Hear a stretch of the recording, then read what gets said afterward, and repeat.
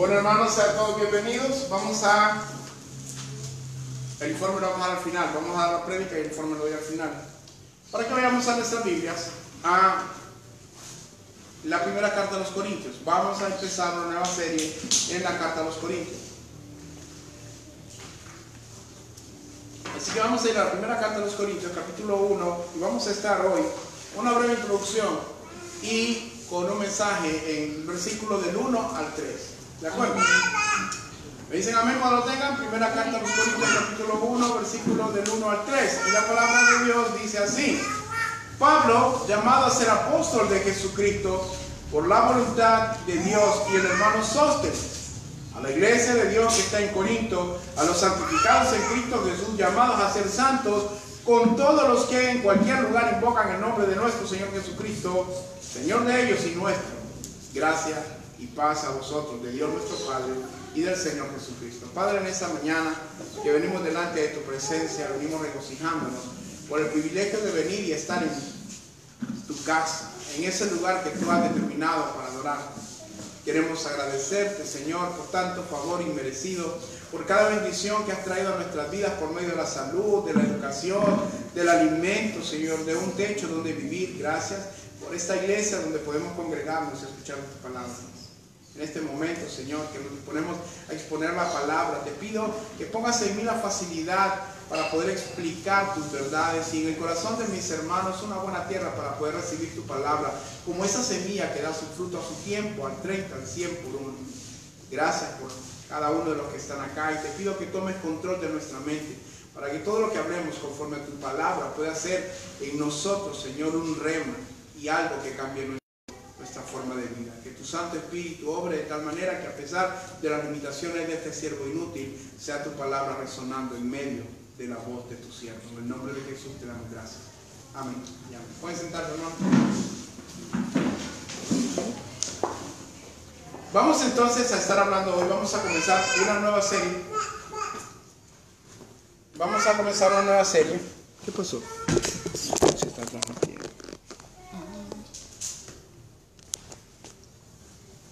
Vamos a transmitir una nueva serie de Primera de Corintios. Este va a ser el primer mensaje que llevará por nombre Llamados a ser santos. Llamados a ser santos. Para que podamos comprender el propósito de este mensaje o de esta serie o de esta carta, el por qué el apóstol Pablo dedicó tiempo a escribir esta carta, es bueno que conozcamos un poco el contexto histórico de la ciudad de Corinto. Primero, recordarles que esta carta fue escrita efectivamente por el apóstol Pablo alrededor del año 50 al 57 después de Jesucristo, cuando él se encontraba en Éfeso. Esta ciudad en particular era un puerto.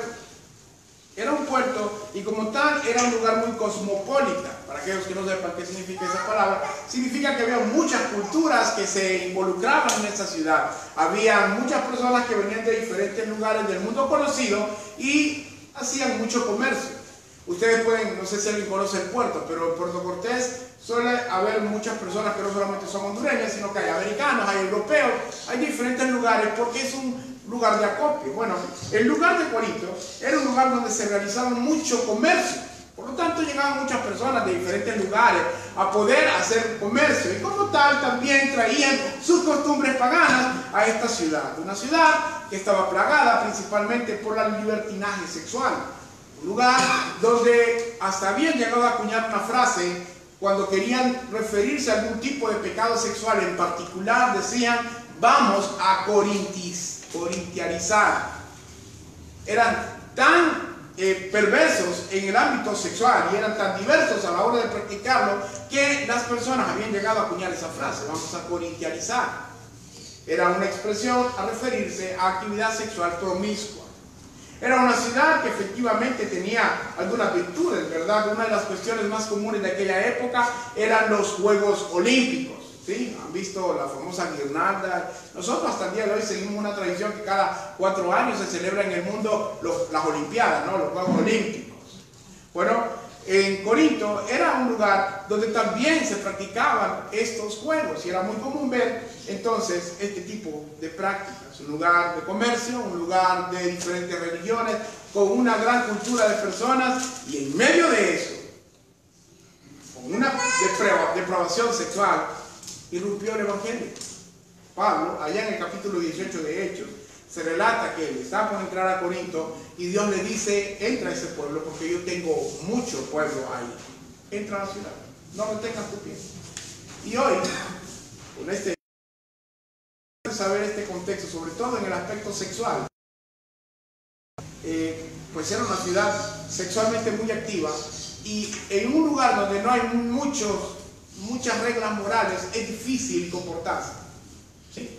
Ahora el Evangelio llegó a ese lugar y llegó a establecer los puntos de la moralidad de Dios, lo cual es tremendamente desafiante. Como primer punto, quiero que nos demos cuenta de algo. Lo primero que vamos a ver es que hemos sido llamados por Dios, al igual que Pablo. Hemos sido llamados por Dios, ese era el primer punto que vamos a ver. Y usted puede leer conmigo, en el primer versículo dice, Pablo, llamado a ser, ¿qué? Apóstol de Jesucristo. Llamado a ser apóstol de Jesucristo, ¿por qué? Por la voluntad de Dios. Pablo, llamado a ser apóstol de Jesucristo por la voluntad de Dios, al hermano y al hermano Sóstenes. Yo voy a contarles una historia, a modo que ustedes puedan entender este pasaje. Había una vez un hombre en una ciudad donde era gobernada por un rey muy justo. Resulta que este hombre era un hombre que aborrecía a su rey. Siempre caminaba hablando mal de ese rey solo anda hablando de justicia, ese amor se la tira de que es muy importante ese rey. Y hablaba con los demás ciudadanos y se molestaban al escuchar que este hombre siempre tenía algo malo que decir de su rey. Un rey que había demostrado a lo largo de su reinado su justicia, su misericordia, su cuidado y su amor hacia los más necesitados. Mas este hombre vivía en esa ciudad y realmente odiaba a su rey. Estaba en contra de lo que él decía. Todas las veces que él mencionaba algún edicto, él se molestaba. Un día, sus delitos fueron tan graves que tuvieron que tomarlo preso y lo llevaron a una mazmorra del castillo. Lo llevaron a la mazmorra del castillo y cuando estaba en la mazmorra el hombre no pudo hacer otra cosa que lo que estaba dentro de su corazón y era quejarse. Decía, esta mazmorra tan fría, tan seca, solo entra una luz que me ofende por esa ventana. Pues, sin embargo, la mazmorra contenía una cama cómoda y todas las mañanas, en la tarde y en la cena tenía su respectivo alimento de buena calidad. Pero el hombre siempre decía, qué cama más incómoda, qué comida más insípida, y todo el tiempo vivía quejándose de la situación por sus delitos que estaba en esa mazmorra. Pasado el tiempo, se le acercó un emisario del rey, un heraldo del rey. Llegó y le dijo, tengo unas preguntas que hacer. Y voy a aprovechar que Daniel está aquí para hacerle las preguntas a Daniel. La pregunta que le hizo fue, ¿eres tú una buena persona, Daniel? A lo que Daniel contestó. Sí. Sí, más fuerte diga. Sí. Sí, claro, dice, soy una buena persona. No le he hecho mal a nadie. Soy una buena persona. El rey me tiene aquí con una injusticia. Me tiene en este lugar, aquí apartado de la sociedad. No, yo soy bueno. Él es el malo. El heraldo le dijo, ¿conocen las leyes de Dios? ¿Conocen la ley del rey? ¿Conocen los 10 edictos principales del rey? Claro que los conozco, dijo Daniel, por supuesto. No matarás, no mentirás, no robarás, no levantarás falso testimonio contra tu hermano, no dice que honrarás a tu padre y a tu madre. Ya claro que me lo sé, si todo el mundo los habla, todo el mundo los dice. ¿Y tú los cumples? Claro que los cumples, hermano. Yo nunca he robado nada, yo nunca he matado a nadie, yo no soy mentiroso. Y le preguntó el heraldo, ¿alguna vez has dicho una mentira? Daniel, ¿has dicho alguna mentira? No. Nunca ha dicho una mentira. Este es más mentiroso que algunos que conocemos. Pero todos hemos mentido en algún momento y por una tan sola mentira es la única que se ocupa para ser un mentiroso. Así que eres un mentiroso. ¿Alguna vez has robado? Y a veces pensamos que robar solamente es tomar algo, cuando también es tomar tiempo del trabajo, que salimos antes y no lo comunicamos con nuestro jefe, o entramos más tarde y le mentimos diciendo que entramos a la hora. Y después de empezar a hacerle preguntas, el heraldo a Daniel se dio cuenta de que él era un ladrón, un mentiroso, un fornicario, un idólatra, un deshonrador de sus padres. a lo que él tuvo que reconocer. Cuando el heraldo le preguntó, ahora que sabes que eres un mentiroso, ladrón, fornicario, mentiroso, que eres una persona que aborrece al rey, que ha sido desobediente, ¿mereces estar en este lugar o no? En ese momento, mientras la luz de la ventana se introducía esa mañana por aquella mazmorra y alumbraba el rostro de Daniel, se dio cuenta de que él merecía estar en ese lugar. En ese momento los ojos de Daniel fueron abiertos y comprendió que él era malo, que había contradecido los edictos del rey, que había estado en contra de él, que había hablado mal injustamente del rey, porque el rey era un rey justo, que le había dado una cama a pesar de que él había hablado pésimas cosas de él, que le había dado alimento todo el tiempo, aun cuando él había rechazado el alimento pensando que era insípido. Miró hacia la ventana y logró ver la luz, que ya no le parecía tan ofensiva, sino que a través de la ventana podía escuchar el trinar de las aves y podía darse cuenta de que había mucho más por qué vivir. El heraldo comunicó eso a su rey y el rey lo mandó a llamar. El rey lo mandó a llamar y dijo, Daniel, el rey demanda tu presencia. Cuando Daniel llegó, no hizo más que desplomarse sobre sus rodillas y decirle, rey, merezco la muerte, merezco el presidio que tú me has dado, merezco ser castigado por cuanto he atacado tu nombre. El rey le pidió que se pusiera de pie. Daniel, quiero decirte algo. Quiero decirte que yo te conozco. Quiero decirte que es cierto que has hablado de mí mal, pésimamente, y sin embargo te di alimento y te di una cama, te di un techo. No tuviste que preocuparte por trabajar, porque yo veré por tus necesidades, aunque tú miraste la mazmorra como algo terrible, era un lugar donde yo te tenía para enseñarte algo. Ahora quiero decirte algo más, Daniel. Te perdono. Y mientras las lágrimas de Daniel derramaban por sus mejillas, el rey le dijo, no solamente te perdono, yo quiero que tú seas mi hijo.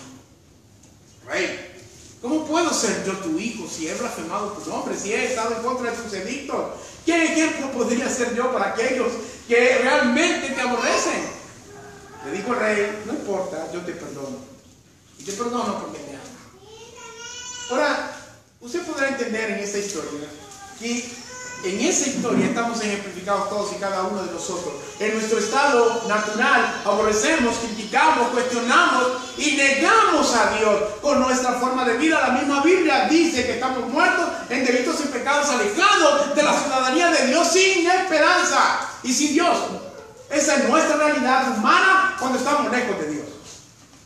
Sin embargo, al igual que Pablo, que tuvo un camino de misericordia y de gracia, por el cual, aún siendo perseguidor de la iglesia, alcanzó la misericordia de Dios, la gracia y el favor de Dios, que aún tomándolo, siendo un asesino, Dios le dio un propósito y lo comisionó como apóstol. Por eso Pablo dice, apóstol de Jesucristo por la voluntad de Dios.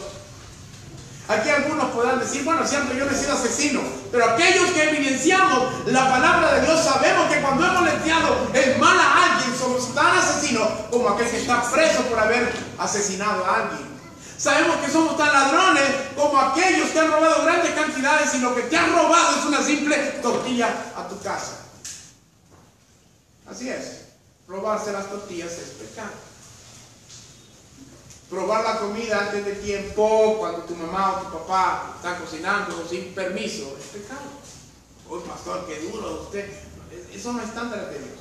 La Biblia dice que hemos de pecar en fornicación, no solamente cuando cometemos el acto en sí, sino solamente cuando vemos a una mujer, y entiéndase también en un caso de la mujer el hombre, y lo codiciamos en nuestro corazón. Esto es fornicación delante de Dios, porque los estándares morales de Dios son muy altos.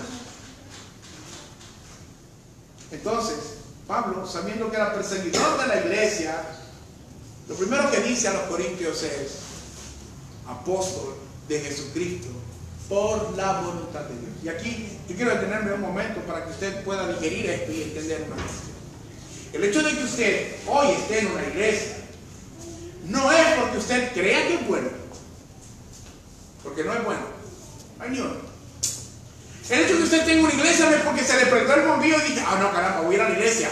Y humanamente decidió, no, porque usted está muerto. La Biblia dice que estamos muertos en delitos y pecados. ¿Y cuánto ha visto usted a un muerto que se levanta a oler una flor o a caminar? Sería un espanto para muchas personas ver a un muerto levantarse de un sepulcro. Pero eso es precisamente lo que Dios hace cuando por medio de la predicación de la palabra hace obra en nuestras vidas y el Espíritu Santo trae vida, soplando vida a estos huesos que estaban secos. Así que este hombre, Pablo, reconoce que es un apóstol, que significa un enviado de parte de Jesucristo por voluntad de Dios. Por tanto, yo les pregunto algo, cualquiera que está aquí, que realmente ha nacido de nuevo, no puede tener jactancia alguna diciendo yo soy bueno en esto, o yo vine a la iglesia porque yo soy muy santo, o yo soy muy bueno. Ha de haber reconocido que si está en la congregación el día de hoy es porque precisamente el amor del Rey, la misericordia y la gracia del Rey lo trajeron a este lugar para que escuchara su mensaje y para que tomara vida cuando está muerto. Porque es el Espíritu Santo quien produce en nosotros no solamente el conocer su justicia, su verdad, sino también pone en nosotros el querer como el hacer según su buena voluntad. Entonces, si Dios me ha llamado, porque hemos sido llamados por Dios, pregunto yo, si Dios nos ha llamado, ¿de qué manera hemos de servirle a ese llamado? ¿Cuál debe de ser ese llamado que nosotros debemos de cumplir con diligencia? Hay una parábola en el Nuevo Testamento donde se habla de un hombre a quien le dieron 5 talentos, a otro le dieron 3 talentos y a otro le dieron ¿cuántos talentos? Un talento. Y entiéndese que un talento era una moneda, era una cantidad de monedas que hoy equivaldría a una gran suma de dinero. ¿Qué hicieron los 3? ¿Qué hicieron los primeros 2? Comerciaron con los talentos. ¿Y qué hicieron?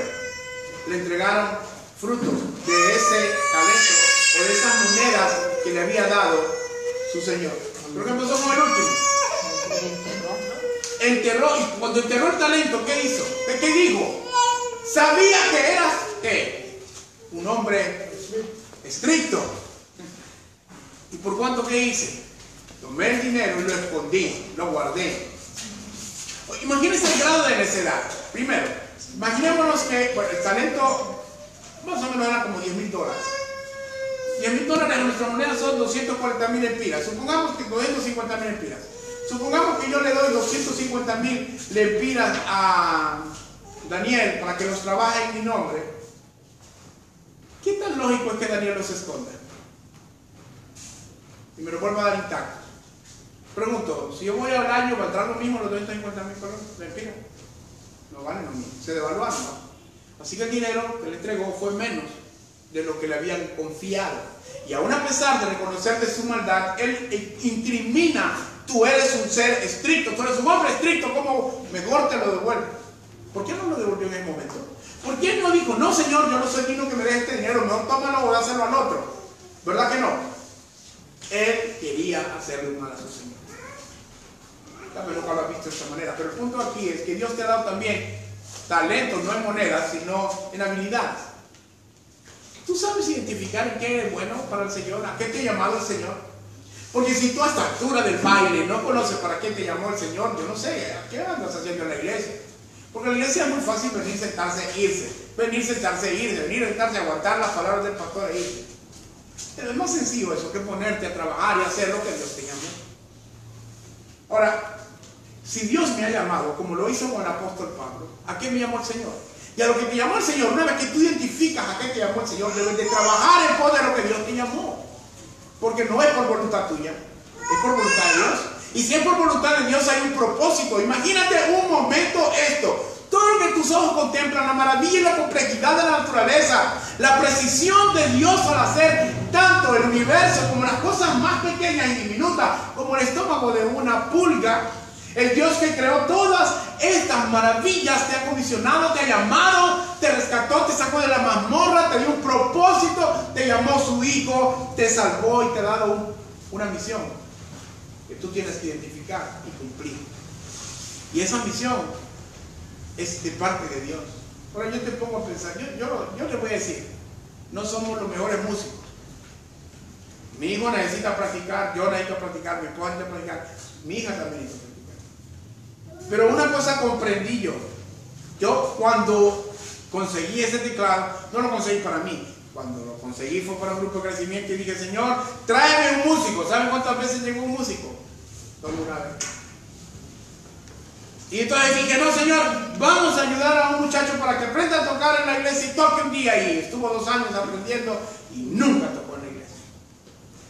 Entonces dije yo, Señor, vino otro músico que no estaba consagrado y no lo puse a servir porque aquí el que no se consagra, lo siento mucho, los amo mucho, pero no van a servir en el altar. Y no sirvió. Después como los 4 meses y no sirvió. Así que dije yo, caramba, voy a aprender a tocar teclado. Pero le di un propósito, Señor, ayúdame a tocar teclado para tocar en la iglesia. ¿Cuándo fue eso? En el 2016. Y el día de hoy creo que no he llevado ni 10 veces que he tocado aquí en la iglesia. Pero estos 2 meses que me tomé para reflexionar en mi vida espiritual, me di cuenta de que no soy el hombre más talentoso en esto. De hecho, estoy en transición hasta que se levanten los verdaderos músicos. Pero mientras tanto, mientras viva, he de adorarle al Señor y he de servirle en las áreas que Él me ha dado. Porque si puedo tocar teclado y hay un teclado y hay sonido, ¿por qué no tocar? Amén. Y es cierto, oye, disonante. Y por aquí, como chirrión, yo danzo en el río y cantamos bien horrible a veces. Pero yo siempre he creído que Dios siempre ha buscado adoradores y no artistas. Siempre ha buscado adoradores en espíritu y en verdad, y no reflectores o superestrellas. Y yo le doy gracias a Dios porque hoy pude servir con mi familia, que ha sido un anhelo en mi corazón. Y estoy seguro que a pesar de los defectos que podemos tener, Dios sigue manifestando su amor. Ahora Dios, tú puedes decir, pero Dios a mí que me ha llevado, soy evangelista. ¿Pero qué? Soy evangelista, pero no sé mucho de la Biblia. Te voy a decir una cosa, cuando tú vas a la Biblia, en el capítulo 4 de Juan, ves a una mujer que era samaritana, que era perversa, que había tenido ¿cuántos hombres? Bueno, ¿cuántos maridos? No sabemos cuántos hombres, pero ¿cuántos maridos? Y con el que vivía no era su marido, era 6, por lo menos. Una mujer de esa calaña era perversa, por cierto, que vivía en un lugar donde solo vivían delincuentes. ¿Y qué hizo esta mujer? Escuchó el mensaje de salvación. ¿Qué hizo esta mujer? Fue un congreso, fue el primer congreso de evangelismo que había en la región. Fue a la primera conferencia de teología que había. Fue a un seminario bíblico. No, simplemente se dirigió al pueblo y fue a decir: esto es lo que ha acontecido. He visto al Señor, he visto al Mesías. Él es el Redentor. Es por el quien tanto hemos estado esperando. Es mucho difícil eso. Es tan difícil para ti sentarte a hablar con tu papá, con tu mamá y decirle: papá, mamá, quiero hablar con ustedes. Quiero hablarles de que Cristo me salvó. Cristo cambió mi sentido de vida. Cristo cambió mi vida porque era tan perverso, papá. Tú sabías cuántas veces me fallaste, mamá, cuántas veces me jalaste la oreja. Casi me la arrancaba por mi malcriadez. Sin embargo, hoy te quiero pedir perdón por cuanto yo he transgredido tu nombre y el de mi Padre Celestial. Es tan difícil eso. Tan difícil decir: ¿sabes qué? No, mi Señor Jesucristo me salvó y por tanto yo vengo aquí a pedirte perdón, yo vengo aquí a rendirte la honra que te mereces como madre o como padre. Y hoy te quiero decir que a pesar de mis defectos, yo quiero seguir a Cristo. ¿Podrá ser tan difícil eso? Eventualmente hablarás más de Dios si conoces a Dios, si sabes a lo que te ha llamado Dios y de trabajar en lo que Dios te ha llamado, con todas las imperfecciones. Hace un tiempo Dios le dio una palabra a mi esposa sobre los jóvenes y ayer yo me conmoví mucho. Vino un joven por el cual se ha orado, más que todo mi esposa, y vino con un amigo. Y a esas alturas solo estaba mi esposa, mi hija y mi hijo, y ellos dos que llegaron. Y ya no como a las 2:20. Dije yo: ya no va a haber reunión. Dije yo: ya a las 2:20, ya no vinieron los jóvenes, ya no. Y luego vino Carlos Andrés y entre los 5 tuvieron una bella reunión. Y lo que me impresionó es que a veces nosotros nos queremos descorazonar y decimos: no, pero Dios, yo me he llamado a esto, pero yo no miro resultados, yo no miro frutos. Y a veces nuestro corazón se inclina hacia esas cuestiones cuando olvidamos de que Dios es el que está en control. Amén. Y le doy gracias a Dios porque en la medida que nosotros nos disponemos, Él nos sigue usando. ¿Cuántos saben nadar aquí? ¿Alguien sabe nadar usted? ¿Sabe nadar usted? ¿Cómo aprendió a nadar? De repente yo sabía nadar. Practicando. No, yo no creo que en la mañana levantó usted y dijo: estoy nadando. Karina, estoy nadando. No, ¿verdad? ¿Dónde tiró? Al No, hay que me tiré ahí. ¿A dónde tiró? En una poza. Pues al agua, ¿va? Si no se tira al agua, ¿quién aprende a nadar sin tirarse al agua? ¿Quién cree que aprende a predicar sin hablar en público? ¿Quién cree que aprende a evangelizar si no habla con desconocidos? ¿Quién va a tocar un instrumento solo así? ¿Tocar la batería, papá? No, tiene que tocar la batería. Entonces todo ocupa práctica, todo ocupa. El llamado de Dios en nuestras vidas necesita que te pongas a hacer algo. Y Pablo, cuando escuchó el mensaje de salvación, ¿se acuerdan de Pablo? Pablo perdió la vista, vino Ananías, oró por él. ¿Qué fue lo primerito que hizo Pablo? Fue hablar de él, fue hablar del Mesías, fue hablar de Jesús. La gente no le creía. Este tipo no quiere meter preso en Damasco, ¿no? Este tipo era el que perseguía a la iglesia. Había conocido a Dios, pero él no tardó en hablar de Dios. Hermano, yo le quiero decir, si realmente quieres ver un crecimiento en tu vida espiritual, la mejor manera en que tú le puedes decir gracias a Dios es sirviendo en lo que Dios te ha dado. Pablo era muy bueno hablando, y habló y escribió al menos 12 de los libros que encontramos en el Nuevo Testamento. Una persona que se dispone en manos de Dios, efectiva, que un montón de personas que trabajan en la cama.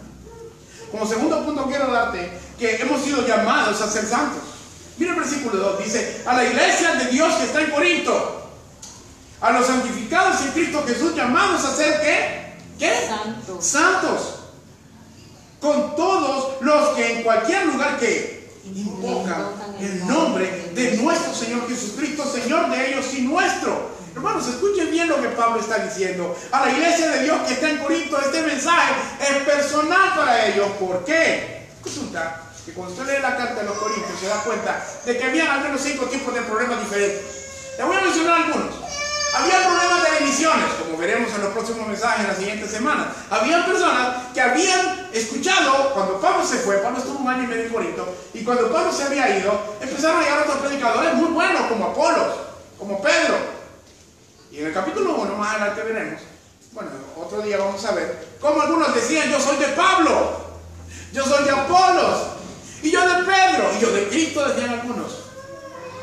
Había problemas de división dentro de la iglesia por cuanto las personas, al no tener madurez espiritual, lo que hacen es formar bandos y tomar lugares y tomar posturas y decir: aquí se sientan los de pisto, o acaso no es el colegio, allá están los inteligentes, allá están los relajeros, y en medio normalmente están los que no se acuerda nadie de ellos cuando están grandes. La hermana es maestra, estoy seguro que los más relajeros se acuerdan, y de los más inteligentes, pero los de en medio nadie se acuerda. ¿Saben? Yo era uno de los del medio. Si alguien me hubiera conocido de niño, jamás se hubiera imaginado que yo hubiera convertirme en un pastor. Jamás. Introvertido. De hecho, que caminaba el pelo no lo puedo usar porque vas a estar en vivo, pero usaba el pelo así, como un asiático, redondo, y complejos por todos lados, no hablaba en público, nada por el estilo. Y sin embargo, Dios tomó esa vida miserable y le dio un propósito divino. Amén. Yo soy pastor. Nadie se hubiera dado cuenta de eso. Sin embargo, cuando Dios te llama, no sé si me da un poco más de algo, cuando Dios te llama particularmente a algo, te llama a ser santo. Y a la iglesia de Corinto, a esa iglesia en particular, donde los hermanos de Creo, o los le dijeron: mira, hay división en la iglesia, hay problemas sexuales. De hecho, que aquí en el capítulo 5 vemos algunos problemas sexuales que se daban entre las mismas personas que asistían a la iglesia y que no se hacía nada al respecto. Luego había problemas hasta con la comida, que era lo que comían las personas.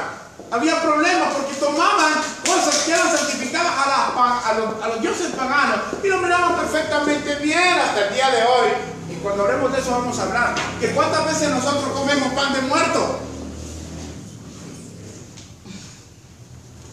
¿Cuántas veces hemos comido pan de muerto? Hay una vela, todavía la vela, pero cuando vamos y comemos pan de muerto, bueno, pasémosle el día de los santos, ¿cómo es el santo aquí?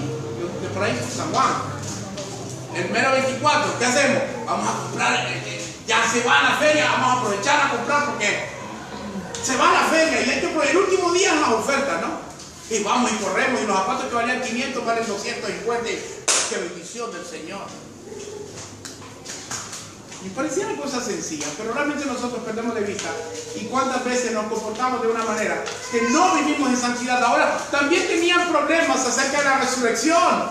Tenían problemas en las reuniones cuando las personas hablaban en lengua y no estaban hablando bendiciones de Dios, sino que simplemente maldecían unos a otros y no se daban cuenta porque no había intérprete, habiendo un desorden en Dios, es un Dios de oro.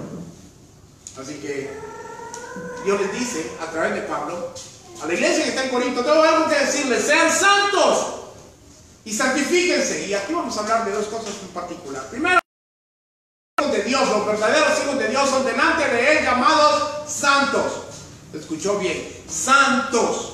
Los hijos de Dios, los verdaderos hijos de Dios son santos delante de Dios. No es aquel San Martín de Porres, San Francisco de Asís, no sé, San Pepito Labrador, no sé, hay un montón de santos por todos lados, pero esos no son precisamente, posiblemente fueron cristianos verdaderos y son santos delante de Dios. Pero el santo en sí es aquel que ha nacido de nuevo. La Biblia, cuando dice Pablo a los santos que están en Galacia, a los santos que están en Capadocia, a los santos que están en Corinto, se está refiriendo a la comunidad de fe de Dios, al Israel de Dios. Si usted es un cristiano verdadero, usted es un santo. Lo que pasa es que aquí es escandaloso, ¿no? Si yo llego y le digo: ¿cómo está, santo hermano Javier? Posiblemente le entienda, ¿no? Si la Biblia dice que somos santos, está bien. Pero va a llegar alguien por ahí y va a decir: santo Javier. No, hombre, Javier, que va a ser santo. Si bla, bla, bla, bla, bla. ¿Y qué está hablando, amigo? Miren cómo están en la iglesia, que todos son santos ahí. Más que aquí somos bien radicales, dicen. Pero Dios nos llama santos. Porque no es por mérito propio. La santidad que nosotros tenemos es la que Dios nos otorga. Recordando que santo es ser apartado para Dios. Eso es santo. Santo es ser apartado para Dios. Los fariseos tenían una expresión para las cosas materiales que dedicaban a Dios y le llamaban corbán. Era una palabra aramea para decir apartado para Dios. Era corbán en cuestiones materiales. Nosotros en cuestiones espirituales somos apartados para Dios. ¿Saben por qué? Porque somos real sacerdocio, nación escogida, pueblo santo adquirido por Dios. ¿Para qué? ¿Para qué? Esa comisión es para todo el mundo. ¿A quién le dio la comisión de anunciar las buenas nuevas de salvación? ¿Solamente a los apóstoles que estaban en aquella época? Por supuesto que no. Le dio esa comisión a los suyos. Están apartados. Es más, Pablo lo dice en Romanos cuando dice: no os conforméis a los deseos de este mundo. ¿Qué quiere decir no os conforméis? No sean volcados en base a los estándares morales de esta humanidad que está pervertida y cada vez más perversa. Hoy por hoy muchas personas, es más fácil seguir la corriente que nadar en contra de ella. Es más fácil ser un cristiano licuado, digamos, que yo no puedo decir licuado, un cristiano laico, un cristiano de mentiras, que es un verdadero cristiano. Ser un cristiano que no miente, o que procura no mentir, a pesar de las consecuencias que esto lleva.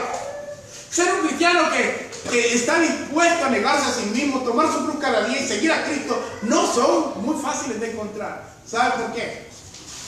Porque en el diario vivir nosotros estamos expuestos a hacer cosas malas con mucha facilidad. Con mucha facilidad viene y adulteramos el recibo de la luz cuando desconectamos un cable, creo que no sé cómo hacen, y desconectan y ya la chispa de luz no sale igual, sale menos. Y cuando sé que andan con los cobradores, ¡pum!, la vuelvo a conectar para que no se fijen, porque ahora les toman fotos. Cuando voy a la pulpería y me dan más vueltos, ¡oh!, la bendición de Jehová enriquece y no añade con ella enriquece. Y agarramos el cuento, los 5 pesos, una empira, 50 centavos que te encuentras. Y cometemos tantos pecados y nos olvidamos de ser santos, aun cuando Dios nos ha llamado a vivir como tales. Dice a los santos, dice a la iglesia de Dios que está en Corinto, a los justos, santificados en Cristo Jesús, llamados a ser santos. Entonces hay una santificación posicional que es la que adquirimos en el momento que verdaderamente nacemos de nuevo. Somos delante de Dios llamados santos. Por eso tenemos acceso al trono de la gracia, porque tenemos santidad, no la nuestra, sino la que adquirimos por medio de Jesucristo. Y tenemos también una santidad, ¿cómo se llama la santidad? Progresiva.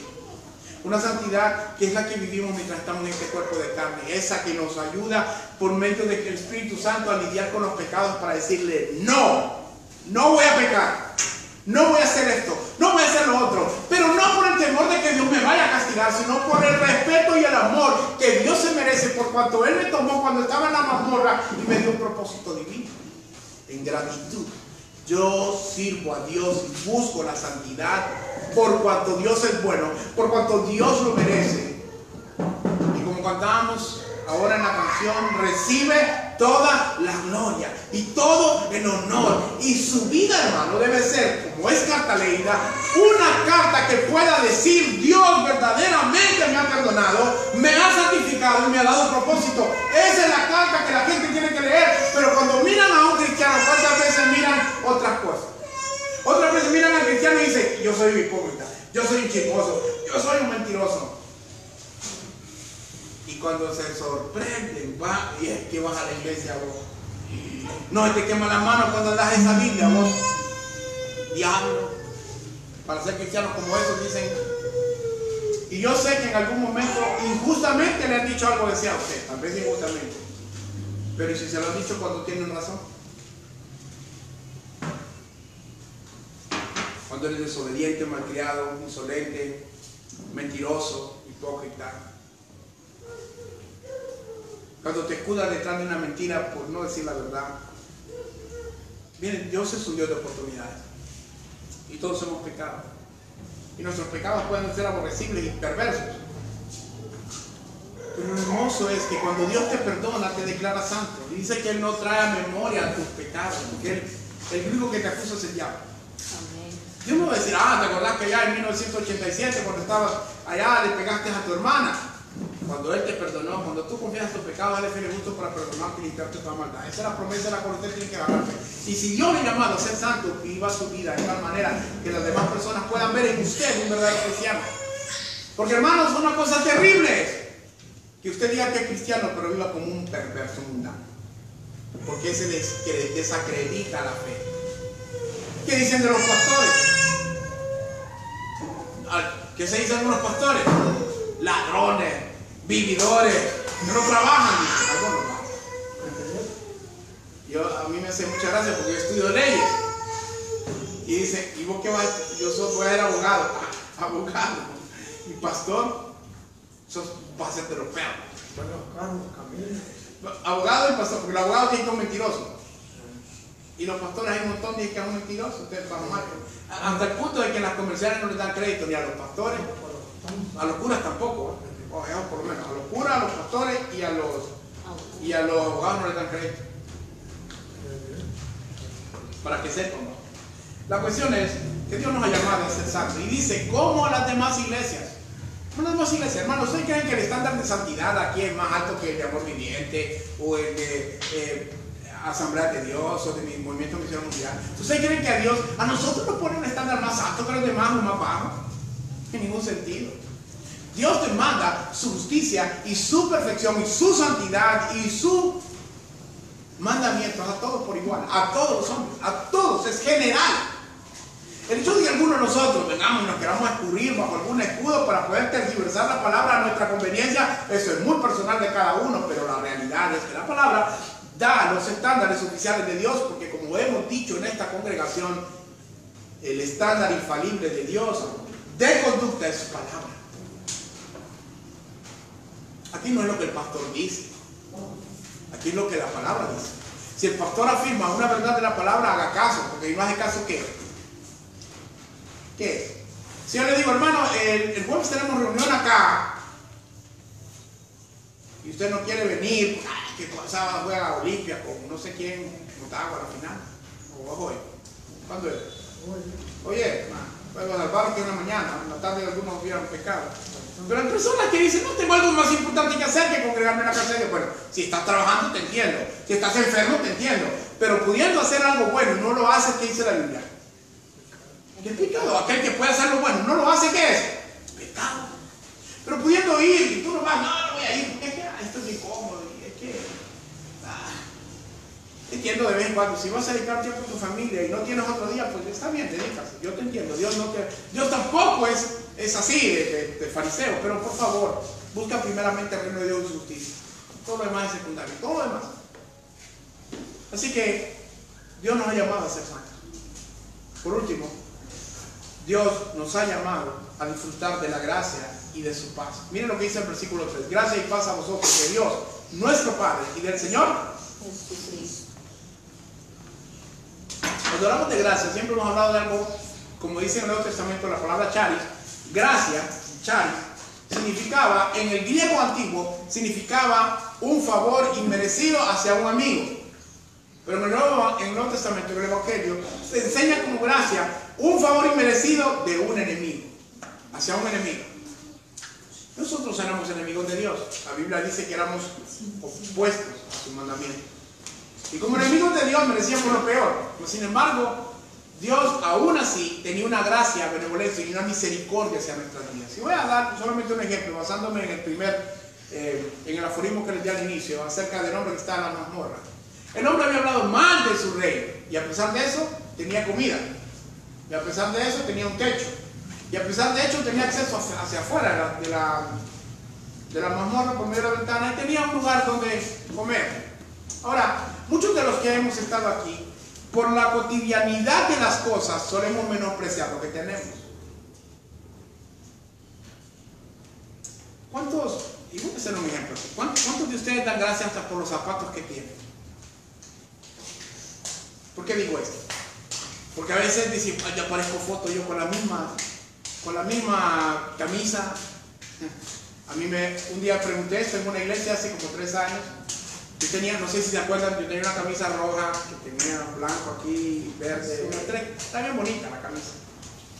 Y andaba, y digo, fíjense que yo tengo un uniforme. Sí, una camisa roja con blanca, porque me la ponía 2 o 3 veces por semana. No porque tanto me gustara, yo no tenía mucha ropa. Y yo he sido un hombre simple, a pesar de que ustedes puedan ver. Yo soy un hombre que va al bulto y 50 pesos una camisa la compro. A mí no, que me van a ver en el bulto. No, a mí no me vergüenza.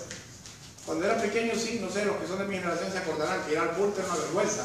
Ahora, hasta salimos con nuestras bolsas como si fuéramos una tienda muy cara. Oye, vamos a una bolsa que diga Mendel y vamos a comprar a una tienda que sea sencilla, ¿no? Y la gente cree otra cosa. Pero nosotros realmente debemos de ser gente simple. Pero a veces lo que tenemos no lo valoramos porque lo solemos comparar con algo más. Le voy a dar un ejemplo. Muchos de nosotros, es que esta camisa está estirada, o le falta un botón, o está rota por aquí, no hay buen decosturador en la casa. Y menospreciamos, los zapatos los tengo ya van de lado, ya se están despegando. Y me da pena qué va a decir. Y saben, yo me acuerdo cuando empecé a estudiar en la universidad, yo tenía unas zapatillas que estaban rotas, de la parte de arriba, los de jamarra y todo roto. Y al principio me daba pena porque, vamos, eso es una universidad privada, todo el mundo va un poco más o menos, ¿no? Y yo era pastor, se suponía que tenía plata. Y cuando yo me miraba y tenía que exponer, yo ponía el piecito así, ¿va? Porque era el pie derecho. Entonces yo ponía el pie detrás de aquí, porque era aquí en la parte de arriba, que se había descosturado un poquito y no lo había costurado, yo ponía el piecito así, ¿va? Y exponía, y como yo me amaba mucho, ponía. Y recuerdo que eso me enseñó algo. Un día una profesora me miró y me enseñó mucho, porque la profesora me miró y se dio cuenta que tenía el zapatito un poco descosturado, pero no me dijo nada. No se burló, no se rió burlonamente. Y dije yo, que como somos nosotros en nuestra cabeza, nosotros nos menospreciamos por muchas veces cómo vestimos o lo que tenemos. Y perdemos de vista la gracia de Dios en nuestras vidas, de todas esas pequeñas cosas que tenemos. A veces solo hay frijoles en la casa para comer. Y ya vamos a frijoles. La otra vez nos tocó comernos un huevito entre 2, creo. Y yo no me quejé porque a mí me encanta comer huevo y frijoles. Y si alguien me invita a tortillas palmeadas también. Pero no había palmeadas, no había tortillas, solo había frijolitos y huevitos. Y compartimos un huevito con mi papá, creo que fue. Y no me quejé, porque así he aprendido a tener abundancia cuando me ha tocado comer algo muy rico. Y cuando no me toca comer algo bueno, comer algo sencillo. ¿Por qué? Porque pienso muchas personas que no tienen ni eso. Hermanos, cuando Pablo dice la gracia y la paz de Dios sean, la gracia y paz a vosotros de parte de nuestro Padre y del Señor Jesucristo, ustedes tienen que aprender a valorar y a dar gracias por lo que tienen. Ay, que esta casa se está cayendo a pedazos, pero es una casa donde vivir. Ay, que miro que el vecino tiene una casa de 2 plantas y yo aquí con esta de bajareo, de adobe. Y hay otros que son tan bárbaros que miran a la mujer de otro más bonita que la de ellos. ¿verdad? No sé, las mujeres creo que no tienen el problema, pero los hombres sí. Ya miran a aquella mujer alta, ojos verdes, 90, 60, 90, tal vez las películas, porque aquí no hay de esas, ¿no? Pero la miran y ya miran a la gordita, chapadita. Y dicen, Señor, ten piedad de mí. Y menosprecia que esa mujer cuando estás enfermo, en la que te anda pastoreando. Que cuando está, porque nosotros somos tan delicados, hermano, con un dolor de muela ya estamos que... Y aquella mujeres cuando paren, no sé si saben esto, pero cuando una mujer pare, equivale al dolor de 37 huesos quebrados. Eso es el dolor. Lo han medido. Nosotros nos puyamos un poquito y ya estamos llorando. Y olvidamos valorar lo que tenemos. Yo quiero decirles que muchas veces nosotros olvidamos valorar lo que Dios nos ha dado, la gracia de Dios en nuestra vida. Podemos decir, bueno, esta iglesia es pequeña, no hay mucho miembro, gracias un plata. El pastor nos hizo pasar hoy con una música que no podía tocar mucho. Ya hasta el púlpito se les quebró la parte de ahí, ¿no? Y caramba. Y yo nunca olvidaré un ejemplo que me dio un pastor cuando le habló a su comunidad, a su iglesia. Decía, el pastor le dijo a la iglesia, una iglesia que tiene como 50 miembros. En ese tiempo no tenían piso, solo tenían tierra. Pero esa gente, yo la admiro. Yo siempre, lo mejor que puedo ver de las iglesias, yo siempre lo resalto. Yo siempre que iba ahí, porque a veces hemos tenido culto con ellos, y íbamos, y la gente se hincaba, hermano, en el suelo, sí, en la tierra. Y un día les dijo, el pastor les dijo, un joven pastor también les dijo, hermano, quiero agradecerles, porque habiendo tantas iglesias bonitas en esta ciudad, ustedes vienen aquí, a veces se enloda, porque traba el agua, si la tierra se enloda, y ustedes siguen aquí. Y la iglesia, yo conozco a los miembros, yo nunca he escuchado a un miembro que se queje de decir, ay, que aquí no tenemos ni paredes, o que el piso era de tierra, porque ahora es de cemento. Nunca escuché eso y eso me impresionó mucho. Y yo he aprendido a ser agradecido por lo que tengo. A veces nosotros no damos gracias a Dios ni por nuestros hijos, porque a veces nuestros hijos nos sacan las canas verdes. Pero yo doy gracias a Dios por mi hijo, por mi padre, por mi esposa. Y doy gracias a Dios por ustedes. Porque hay veces que no ha sido fácil pastorearlo. Hay veces que ha tenido que requerirse mucho amor. Pero yo me pongo a pensar, hay muchas veces que ustedes también han usado tanto amor hacia mí. Entonces digo yo, qué lindo es que ustedes no menosprecien a su pastor, como su pastor no menosprecia a las ovejas. Como ustedes no menosprecien a la iglesia, donde se congregan. Como ustedes valoren lo que tienen, porque saben que hay muchas personas que quisieran tener un lugar donde congregarse y no lo tienen. Hay muchas personas que son perseguidos, incluso pagan hasta con su vida por ser cristianos. Y ustedes hoy pueden venir un domingo en la mañana y congregarse y adorar juntos al Señor. Yo lo que te quiero decir, nunca pierdas de vista que eres llamado a disfrutar de la gracia de Dios.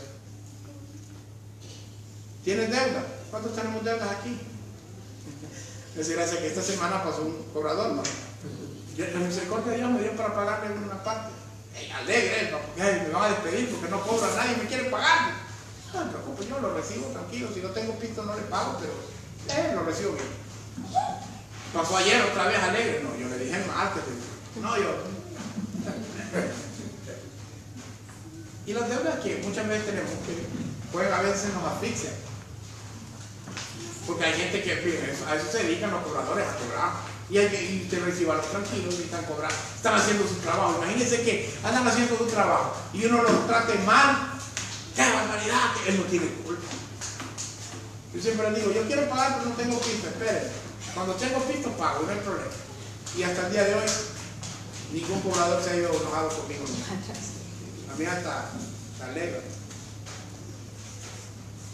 Para terminar es, disfruten de la gracia de Dios y la paz de Dios. Hermanos, la gracia de Dios y la paz de Dios son dos regalos enormes. La gracia es el favor inmerecido de Dios y la paz es el regalo que Dios nos da a la paz de la gracia. Y la paz de Dios es algo espiritual. La paz de Dios es que usted esté ahogado hasta el problema y todavía se acuesta a las 7, 8 de la noche y duerma como un oso. La paz de Dios es que usted mira el alimento que tiene y da gracias porque tiene un plato que comer,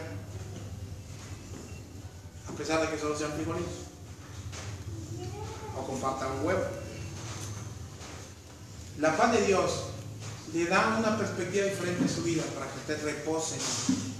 Jesucristo dijo: en el mundo encontraréis aflicción. ¿Cierto o no? ¿Sí? En la iglesia no es la excepción. Usted viene a una iglesia y posiblemente más le revuelvan los demonios que hay alrededor, más problemas tenga usted con sus familiares, más problemas tenga usted con su hogar, más problemas tenga usted con los cobradores, más problemas tenga usted en la educación donde usted estudie o trabaja. Pero lo más importante aquí es que Dios, la paz de Dios, esa paz que sobrepasa todo entendimiento, va a guardar su corazón y sus pensamientos en Cristo Jesús. Y usted va a sonreír y va a venir a la iglesia y se va a gozar. Y va a escuchar la palabra y va a soportar. Y va a amar. Y va a predicar su mensaje. Y va a compartir. ¿Por qué? Porque al final, hermanos, gloria a Dios, nos vamos a morir algún día. Y no vamos a tener calor, no vamos a tener frío, no vamos a tener hambre, no vamos a tener necesidad. Vamos a estar muy bonitos porque vamos a estar bien glorificados. Y vamos a estar sobre todo compartiendo la eternidad con nuestro Salvador. Así que teniendo esa esperanza hacia el futuro, ¿cómo no vamos a vivir santos? ¿Cómo no vamos a vivir buscando la santidad en agradecimiento a aquel que nos rescató?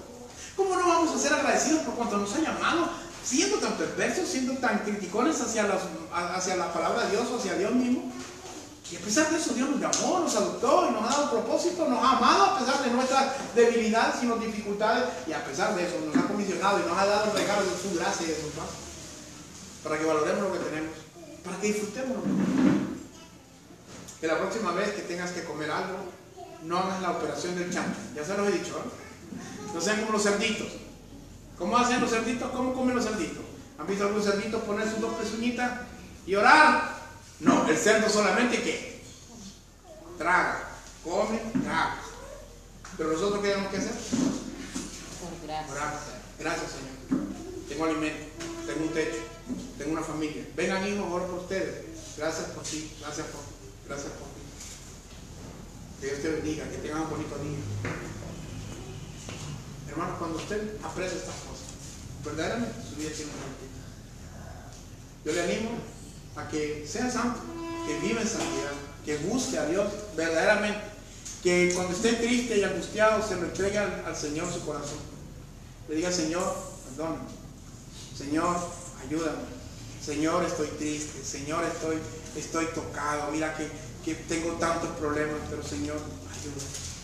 Y cuando usted entiende esto, cuando usted comprende esto, usted disfruta la gracia y vive en la paz del Señor. Yo le animo de verdad. Yo le animo a que descanse en el Señor. Porque en el Señor siempre hay algo nuevo que aprender y algo nuevo que vivir. Quiero pedirle que se ponga de pie.